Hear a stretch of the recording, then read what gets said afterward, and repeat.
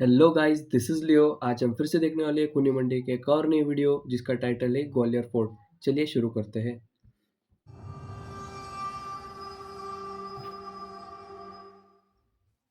Haunted Gwalior fort. Madhu Delhi में रहने वाली 23 साल की एक रिसेप्शनिस्ट थी। वैसे तो वो ग्वालियर से थी, मगर करीब 15 सालों से वो अपनी माँ के साथ दिल्ली में ही रह रही थी। मधु के पापा ग्वालियर में रहते थे। कई बार बुलाने के बावजूद भी उनके पापा पिछले 15 साल से मधु से मिलने नहीं आए थे।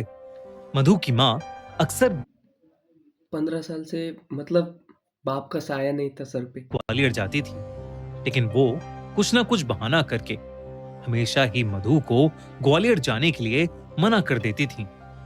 और इसलिए मधु अपने माँ बाप दोनों से बेहद नाराज रहती थी।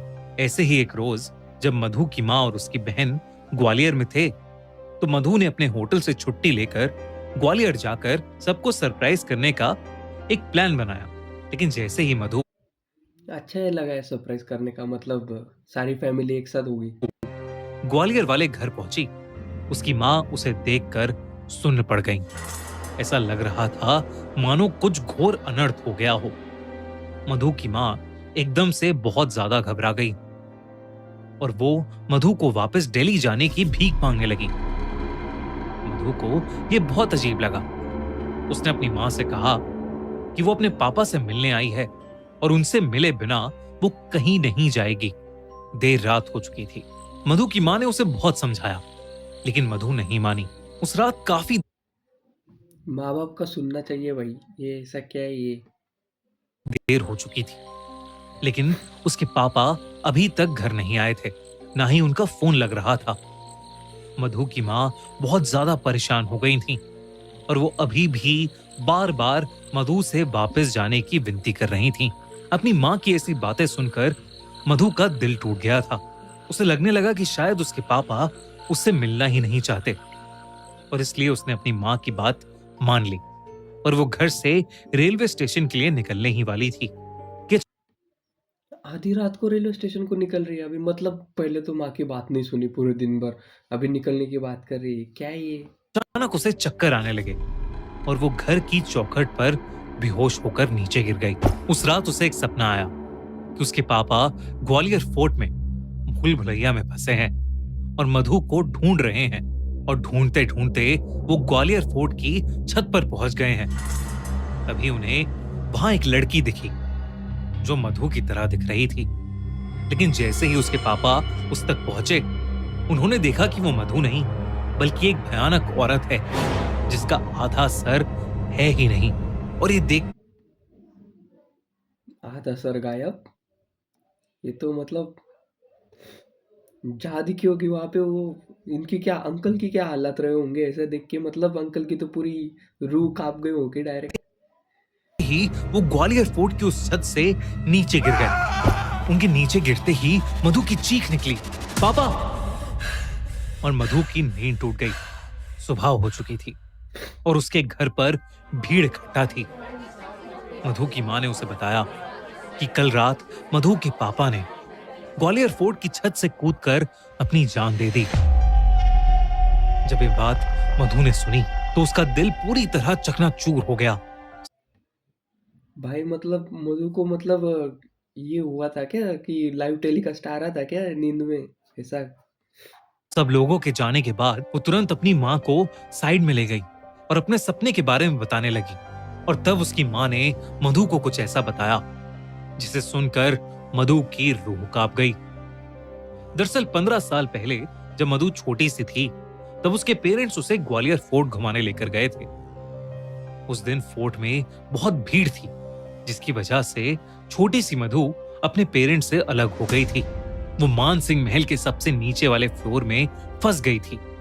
दोस्तों, गुजरात में 2002 में कुछ ऐसा हुआ था जिसने पूरे इंडिया को हिलाकर रख दिया था। मुजफ्फरनगर से अहमदाबाद जाने वाली साबरमती एक्सप्रेस जब गोधरा में रुकी तो अचानक उसके 2 डब्बों में आग लग गई और 59 लोग यानी 59 लोगों की जलकर उस ट्रेन के अंदर मौत हो गई। लेकिन वो आग लगी तो लगी कैसे?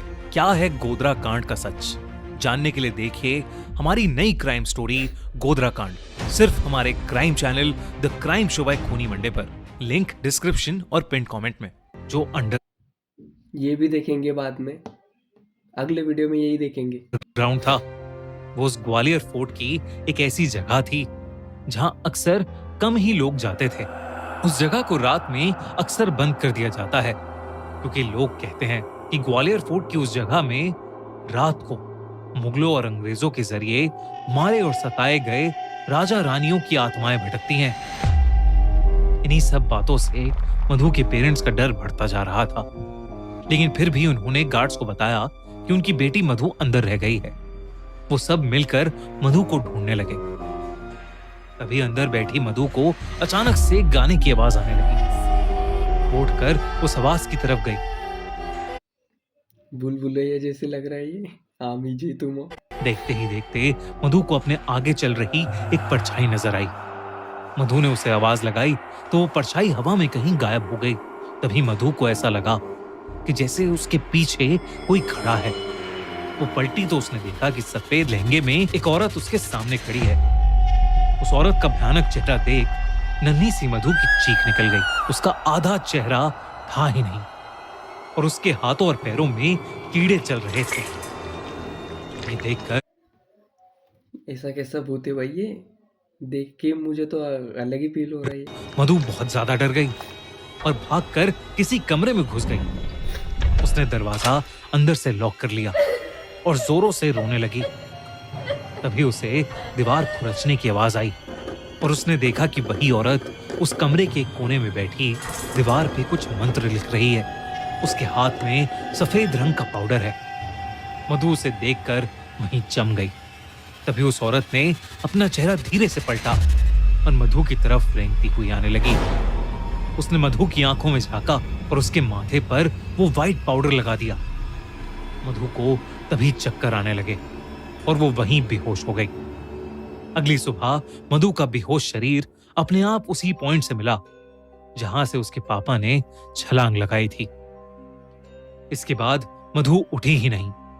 उसके पेरेंट्स उसे कई डॉक्टर्स के पास लेकर गए, मगर कोई समझ ही नहीं पाया कि आखिर वो बेहोशी की हालत में क्यों फंस गई थी।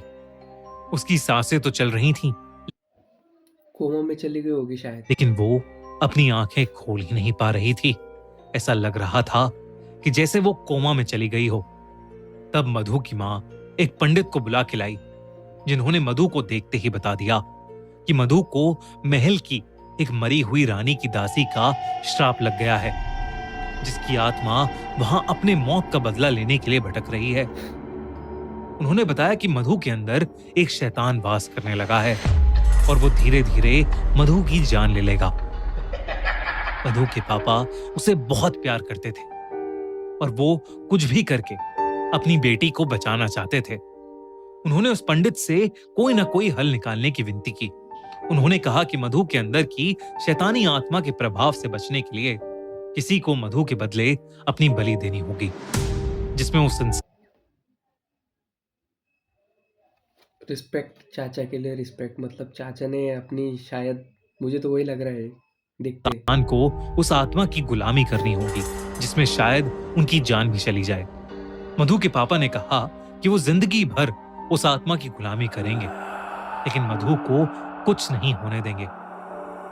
उस पंडित ने एक बहुत बड़ी पूजा की, जिसमें मधु और मधु के माँ बाप साथ में थे। पूजा के दौरान मधु ने आंखें खोली तो उसकी पूरी आंखें लाल थीं और वो उस पंडित को बुरा भला कहे जा रही थी। अचानक ही उस पंडित ने उस पर मंत्र पढ़ते हुए लाल मिर्च का पाउडर फेंका और मधु बेहोश हो गई। कुछ ही पलों में मधु के पापा भी बेहोश हो गए। जब मधु को होश आया तो वो बिल्कुल ठीक थी। पंडित ने बोला कि मधु को ग्वालियर से जितना दूर हो सके ले जाओ, और इसलिए मधु की मां उसे लेकर दिल्ली चली गई, क्योंकि उसके पापा अब उस शैतानी आत्मा के गुलाम थे, इसलिए वो ग्वालियर छोड़कर नहीं जा सकते थे। मधु के जाने के बाद उस आत्मा का श्राप उसके पापा पर चढ़ने लगा। उसके पापा की जॉब चली गई और वो बहुत बीमार रहने लगे। लेकिन जब मधु वापस ग्वालियर आई तो वो आत्मा मधु की जान लेना चाहती थी, लेकिन उसके बदले उसके पापा ने अपनी जान उस आत्मा को दे दी। भाई चाचा ने मतलब ये कर दिया, पूरा इमोशनल हो गया मैं तो ये स्टोरी देख के। अपनी माँ की पूरी बात सुनकर मधु रोने लगी और अपनी माँ से माफी मांगने लगी। मधु की माँ को उस पर तरस आ गया और उन्होंने अपनी बेटी को गले लगा लिया। उन्होंने मधु को बताया कि उसके पापा उससे बहुत प्यार करते थे और किसी भी हालत में उसे प्रोटेक्ट करके रखना चाहते थे। इस घटना के बाद मधु और उसकी माँ ने ग्वालियर हमेशा हमेशा के लिए छोड़ दिया। आज भी ग्वालियर फोर्ट से जुड़ी कई ऐसी खबरें आती हैं जहां लोग वहां से कूदकर अपनी जान दे देते हैं।